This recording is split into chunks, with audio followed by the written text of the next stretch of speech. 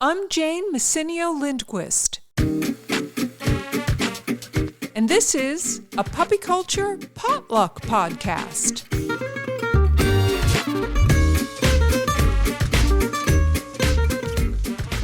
You bring the topics, we bring the conversation.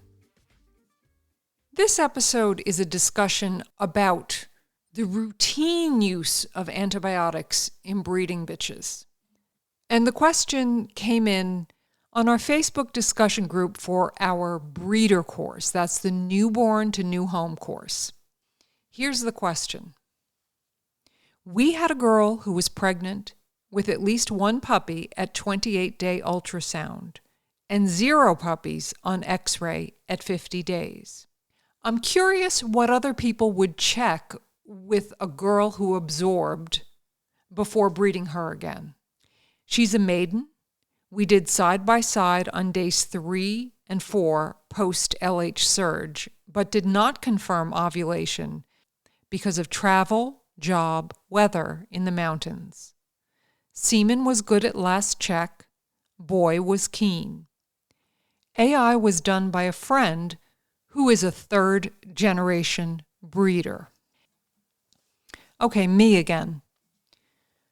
First of all, it's just a bummer when you lose a litter, and I'm sorry about that. Then I just want to say I'm going to address the exact question that the querent submitted, which is what should she check with her dam? Because there are obvious questions here about the timing, the semen quality. There are other reasons why this could have been a miss and wound up with one puppy, but let's just talk about the question on the table, which is what would you check on a bitch that showed a pregnancy at day 28 and then at day 50 there were no puppies? I am going to go down a list of things, but I also want to say I would not be overly alarmed in this particular situation because you saw one puppy and then no puppies. Okay, so it's very likely that there was something genetically wrong with that puppy and it was resorbed. I mean, that the puppy was just not meant to be. It didn't develop correctly. This happens. Okay, so 1 puppy to 0 puppies, not as concerning as if you had 8 puppies and then 0 puppies. That's a different profile. So that having been said, here are the things that I would start with. First of all, did she have a brucellosis test? It's rare, but it's possible, and brucellosis is something that can cause resorption and infertility. So I would check that if you haven't had that done already. If you do get your bitch in whelp again, you might want to check her progesterone levels throughout the pregnancy because progesterone has to stay at about 2 in order for her to maintain her pregnancy. And some bitches don't maintain that level. And if that is the case, you can supplement with progesterone to maintain pregnancy. Now, depending on the dam's age and family history, this is a case where I might consider doing a surgical insemination the next time, just so the vet can visually inspect the uterus. There could be cysts or brewing pyometra that you don't know about that would only be visible if you go in there and do a surgical insemination. I don't have enough information in this case to say if I were the breeder of this bitch, if I would do this, but it's on the table for me, okay? If I really have checked off all the boxes as far as timing, semen quality, and I've had the semen evaluated by a theraginologist with good equipment, timing, I've really done my timing straight through. I'm sure that everything went well there. And then I have a complete miss. I might want to have a look and see what's going on in there. I'm not saying that I'm recommending that to this particular person in this case, but it's on my list, okay? If I have especially if I have a complete miss or a really small litter and there's no other explanation for it. In this case, I can't really say that she's checked off all the boxes, so I might not jump to going to a surgical, but it's on the table, okay? If I have an unexplained, very small litter or no puppies, surgical's on the table just to visualize what's going on with the uterus. So those are just my first few quick thoughts when I have a bitch that misses or has only like one puppy and everything else is good. Now, if you went to a good repro vet, they probably would have other suggestions. I didn't mention thyroid and blood workups, which is always a good idea, and I would hope that you would be doing routinely anyway. But if you haven't done that, that's important. And as I say, a theraginologist, it's a constantly evolving field, so they may have something else to suggest. But these are my tried and true punch list of things when I have unexplained infertility or low fertility in a bitch. But now we come to the reason why I felt I needed to do a podcast about this, because somebody wrote in and suggested giving a prophylactic course of antibiotics to flush out the bitch's reproductive tract. I mean, this is something that was really hot like 20 years ago. If you went to a repro vet, they were going to give you antibiotics to cleanse out, so you would basically have a clean medium for reproduction. I'm going to talk a little bit about the most recent studies on this, but the overview is this. There really is no correlation between bacteria in the vaginal tract and conception. Bacteria naturally lives there, okay? I mean, all the things that they would culture and say, aha, you see, they have E. coli, they have this, they have that. No, that's there all naturally anyway. There's no study that shows any higher conception rate with the use of antibiotics. So it's just not indicated. There's no support for this practice.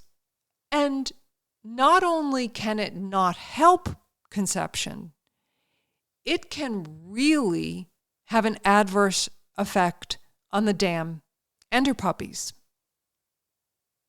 First of all, the gut biome. If there is one thing that is correlated with fertility and also health in offspring, it is a robust and diverse gut biome in the dam. And giving a course of antibiotics right before breeding just decimates that. It just decimates her gut biome. And although she may be able to recover from that with time, you're decimating it right at the time that those puppies are being conceived. And she's seeding the puppy's gut biome. So now you have puppies being seeded with a decimated gut biome. So they're going to have less diversity. Their gut biome's going to be less robust when they're born. Yes, I mean, through good weaning practices, we're going to increase that gut biome in diversity and health. But why would you do this? It's not helping you get your bitch pregnant, and it potentially is really harming your puppies.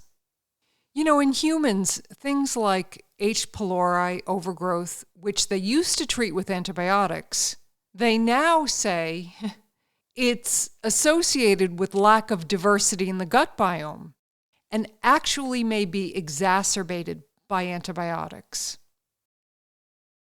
So this is this sort of new realization in the medical community that when you hit something with antibiotics, it's an equal opportunity destroyer.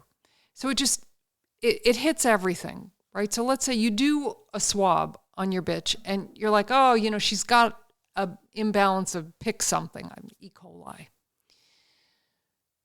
So you hit it with antibiotics, but the problem is that when you level the playing field in this way, and you take away all the good flora, it can create an opening for opportunistic infection because you don't have those competing organisms to crowd out the really bad pathogens. And sometimes even something that on a smear might look bad, like streptococcus, can be protective against a worse pathogen. So I'm looking at this paper from 2012, Vaginal Bacterial Flora and Cytology in Proestrus bitches' Role in Fertility. And very interestingly, they said vaginal presence of streptococcus in Proestrus was instead negatively associated with the development of uterine infections. Therefore, streptococcus could have a protective, competitive role against more dangerous pathogens affecting fertility in the bitch. So again, take out the strep, sure, but you're just opening the door for something that potentially could be worse. This again was studied in 2025. The canine vaginal microbiome during heat and fertility in healthy breeding dogs. Now, they said a lot of things in this. I'm going to put up the study on the show page. It's worth a read if you're interested in this topic. First of all, they said this has been often postulated but scarcely investigated and not proven that antibiotics might be helpful or that bacteria present in the vaginal tract is in any way harmful. However, they did say, it is undeniable that gynecological disease might be associated with bacteriological culture of specific bacteria such as E. coli. The present data emphasize once more the opportunistic character of these organisms, as the genus E. coli was detected in all samples in the study. None of the genera could be identified as a marker for suspected subfertility or infertility. Moreover, underlying causes for the opportunistically pathogenic action of the vaginal microbiota should be investigated further. These might be the overgrowth in the absence of competing commensal bacteria. It's another way of saying that if you take everything out, yes, you may get something that you perceive as being a bad bacteria like E. coli out of the vaginal tract, but it opens it up to other opportunistic infection, which could in fact be detrimental to your bitch's fertility.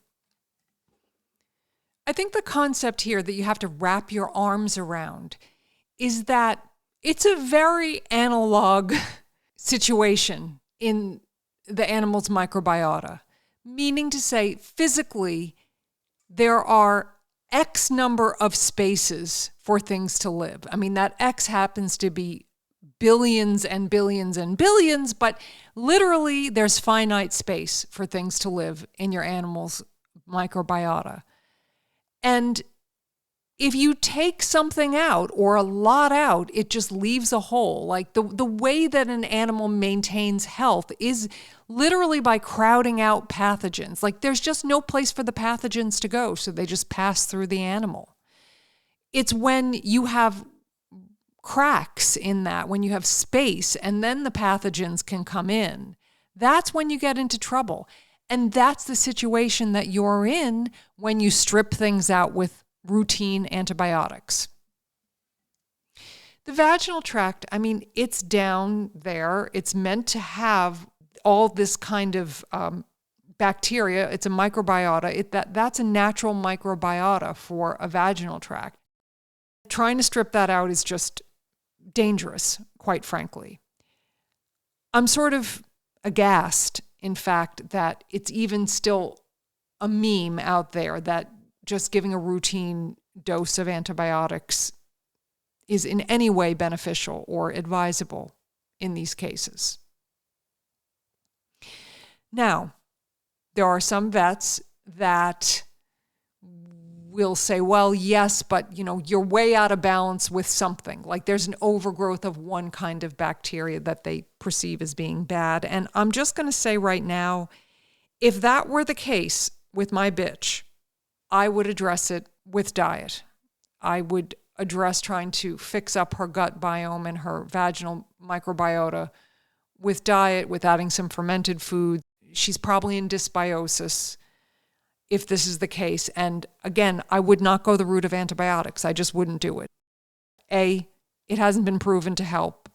And B, it has the potential for doing a lot of harm, especially when you consider that what has been shown to be connected to fertility and health in puppies is a diverse microbiota in the bitch, and antibiotics are going to kill that. Now, before I close out this topic, I'm going to hasten to add that if antibiotics are medically indicated, if your bitch is sick or has some profound infection and she needs antibiotics, do not hesitate. Give her the antibiotics. It would be irresponsible not to give her the antibiotics in that case. Are you going to have some fallout with her gut biome and fertility and other things? Yeah, you are. But listen, we can deal with that. You can support her in other ways. My only point here is that routine, just prophylactic giving of antibiotics, number one, never indicated, never a good idea. Number two, even if there is an overgrowth in the vaginal tract, if she's clinically normal and not ill from it, I would always treat that with diet and fermented food and not antibiotics, based on the current science as I read it. If you liked this podcast, you'll love our breeder course, From Newborn to New Home, available at madcapuniversity.com. Breeders, do you want to get your puppy owners started out on the right foot? Check out our bulk discounts of our puppy course, available at madcapuniversity.com. Well, that's it for this time. Thanks for listening. Bye-bye.